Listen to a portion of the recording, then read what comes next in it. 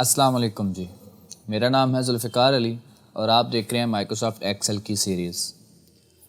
अभी तक हमने माइक्रोसॉफ्ट एक्सेल में बेसिक फॉर्मेटिंग देख ली है कि एक्सेल में डिफरेंट शीट्स कैसे बनाएंगे, उसमें आप डेटा कैसे एंटर करोगे, बॉर्डर्स कैसे लगाओगे और डिफरेंट फार्मूलाज एंड फंक्शंस कैसे लगाओगे। ये बेसिक फॉर्मेटिंग हमें होम के टैब में मिल जाती है। इसमें काफ़ी चीज़ें वही हैं जो हमने माइक्रोसॉफ्ट वर्ड में भी यूज़ की थी। फ़ॉन्ट का ग्रुप है, इसमें भी आलमोस्ट वही सारी चीज़ें हैं। अलाइनमेंट है, इसमें रैप टेक्स्ट एक्स्ट्रा है, वो हमने देख लिया था क्या होता है। फिर नंबर का ग्रुप क्या काम करता है, नंबर की बेसिकली सेल की फॉर्मेटिंग के लिए यूज़ होता है। फिर ये स्टाइल्स हैं, आपने कोई स्टाइल यहाँ से देना हो वो सेट कर सकते हैं।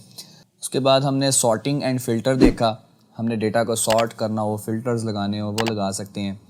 फिर यहाँ पे ये है फॉर्मेट, आपने सेल्स को फॉर्मेट करना हो तो फॉर्मेट कर सकते हैं। फॉर्मेटिंग में क्या चीज़ें हैं वो देख लेते हैं। रो की हाइट आपने चेंज करनी हो वो कर सकते हैं। कॉलम की विड्थ आपने चेंज करनी हो, ये सारी चीज़ें बेसिक फॉर्मेटिंग है सारी, ये आप कर सकते हो। ठीक है जी। जैसे यहाँ पे मैं इन सारी रोज़ को सिलेक्ट कर लेता हूँ। इनके मैंने अगर हाइट चेंज करनी है तो रो हाइट अभी 14.4 है सबकी हाइट, मैं यहाँ से कर देता हूँ जी 20, तो सबकी हाइट चेंज हो गई है। एक तो यहाँ से आप हाइट और इसी तरह विड्थ आप चेंज कर सकते हो, एक तो यहाँ से। दूसरा हमने देखा था जी आप इस तरह 1 बाय 1 भी चेंज कर सकते हो। जब इस तरह का कर्सर आ जाए तो उस वक्त आप सिंपल ड्रैग करो तो कॉलम की विड्थ, और इसी तरह रो की हाइट चेंज करनी हो तो यहाँ से रो की लाइन पे जाके ड्रैग करेंगे तो उसकी हाइट चेंज हो जाएगी। अब इसका एक शॉर्टकट भी होता है, जैसे ये नीचे देखें मल्टीपल रोज़ मेरे पास आ रही हैं। जब मैं लेफ़्ट साइड पे कर्सर लेके जाऊँगा, जब इस तरह का एरो आए तब मैंने ड्रैग करना है माउस को। जितनी रोज़ मैंने सेलेक्ट करनी है वो सिलेक्ट करके तब किसी एक रो का साइज़ मैंने चेंज करना है। जैसे इसकी लाइन को मैं कर देता हूँ जैसे इतना, तो ये जितने भी मैंने रोज़ सेलेक्ट की होंगी सबकी उसने विड्थ, सबकी उसने हाइट इंक्रीज़ कर दी है। तो एक तरीका ये भी होता है। उसके बाद इंसर्ट, रो इंसर्ट करना, डिलीट करना, ये हमने चीज़ें ऑलरेडी देख ली हुई हैं। फिर अगर इंसर्ट के टैब में देखें तो इंसर्ट के टैब में भी आपको मोस्टली वही चीज़ें मिलेंगी जो हमने माइक्रोसॉफ्ट वर्ड में डिस्कस की थी। मतलब आप टेबल इंसर्ट कर सकते हो, सेम मेथड है। पिक्चर इंसर्ट कर सकते हो, शेप्स हैं, उनकी सेटिंग भी, फॉर्मेटिंग भी सारी वही है।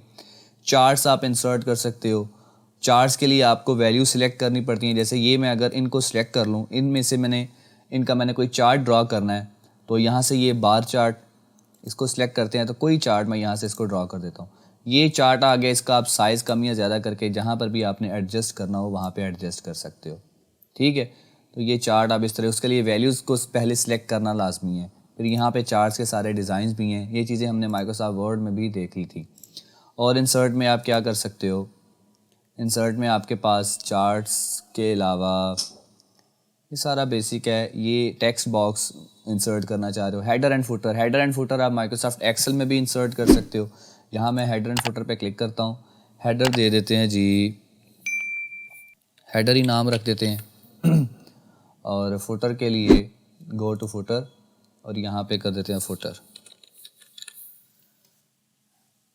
नाम देने के बाद जी वापस आते हैं जी मेन एरिया पे, यहाँ पे।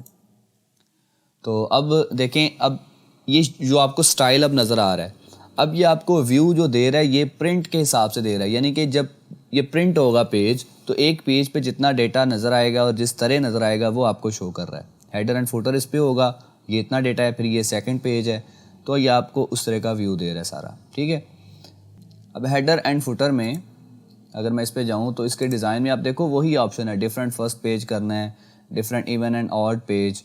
इसमें पेज नंबर आप इंसर्ट कर सकते हो, पेज नंबर है, नंबर ऑफ़ पेजेस इंसर्ट करने हैं, डेट टाइम इंसर्ट करना है। तो सारी वही चीज़ें हैं जो माइक्रोसॉफ्ट वर्ड में भी थी। ठीक है, यहाँ से मैं वापस आ जाता हूँ और इंसर्ट में इक्वेशन है, सिंबल है, तो ये भी चीज़ हमने देख ली थी। वर्ड आर्ट में वही स्टाइल्स वाले टेक्स्ट हैं, बिल्ट इन स्टाइल्स वाले। ठीक है, पेज लेआउट में पेज की बेसिक फॉर्मेटिंग है, इसमें भी सेम चीज़ें हैं, मार्जिन सेट करना हो, ओरिएंटेशन, साइज़, वो सारी चीज़ें। बाकी रिव्यू में हमारे पास होता है ग्रामर चेकिंग हम कर सकते हैं। मैं सारी शीट को अगर सिलेक्ट करके स्पेलिंग चेक करूँ तो कंप्लीट, अब ये मतलब कंप्लीट हो गया। अगर कोई एरर होता तो उसको हाईलाइट कर देता, ये बाय डिफ़ॉल्ट फीचर ऑन होता है। थिसॉरस हमने माइक्रोसॉफ्ट वर्ड में देखा था। थिसॉरस के लिए क्या होता है, अगर मैंने किसी वर्ड का सिनोनिम फाइंड करना हो, जैसे यहाँ पे टोटल है तो टोटल को सिलेक्ट करके थिसॉरस करता हूँ तो देखें इस टोटल के जितने सिनोनिम हो सकते हैं वो मुझे यहाँ पे शो हो रहे हैं राइट साइड पे। ठीक है, ये टोटल वर्ड उसको सिलेक्ट करके उसका थिसॉरस देखा तो उसके सारे मुझे सिनोनिम शो हो रहे हैं। ठीक है, फिर ट्रांसलेट करना हो, ये सारी बेसिक चीज़ें। फिर व्यूज़ हमने देख लिए थे शुरू वाले लेक्चर में, इसमें भी वो सेम विंडोज़ चेंज कर सकते हैं, आप स्प्लिट कर सकते हैं। फ्रीज़ पेन क्या होता है, मैं अगर चाह रहा हूँ कि ये मेरे पास जो डेटा है, मेरे पास मज़ीद काफ़ी कॉलम्स आ रहे हैं, आगे मैं इसको अगर स्क्रॉल भी करता जाऊँ तो मेरे पास वो जो मेडिसिन्स के नाम हैं वो हाइड ना हो जाएं, इनको मैं फ़िक्स करना चाह रहा हूँ। तो मेडिसिन के नाम के साथ वाला ये जो सेल है, नेक्स्ट वाला सेल, उस पर सिलेक्ट करना है। तो यहाँ से आपने कर देना है फ्रीज़ पेन्स। ठीक है, अब इसमें क्या होगा, मैं अगर मज़ीद डेटा इंसर्ट करता जाऊँगा तो वो जो मेडिसिन्स के नाम हैं वो मेरे पास वैसे ही रहेंगे, वो अपनी जगह पे स्टिल हो गए हैं, वो मूव नहीं हो सकते। तो ये हम यूज़ कर सकते हैं जब हमें डेटा जो है हमारे पास काफ़ी ज़्यादा हो और हमें इस तरह के डेटा की जो नाम है वो विजिबल चाहिए, तब उस वक़्त ये यूज़फुल हो सकता है। बाकी इस पे माइक्रोसॉफ्ट एक्सेल पे अगर कोई एक्सपर्टीज़ हासिल करना चाह रहे हैं तो ज़्यादा से ज़्यादा इसकी प्रैक्टिस करें। जब आपको रियल लाइफ एग्जांपल ज़्यादा मिलेंगी आप प्रैक्टिस ज़्यादा करोगे, जब प्रैक्टिस ज़्यादा होगी तब आपको ज़्यादा से ज़्यादा चीज़ें सीखने को मिलेंगी। तो इस कोर्स में जी हमने जो कंटेंट्स कवर किए हैं उनकी आपने ज़्यादा से ज़्यादा प्रैक्टिस करनी है।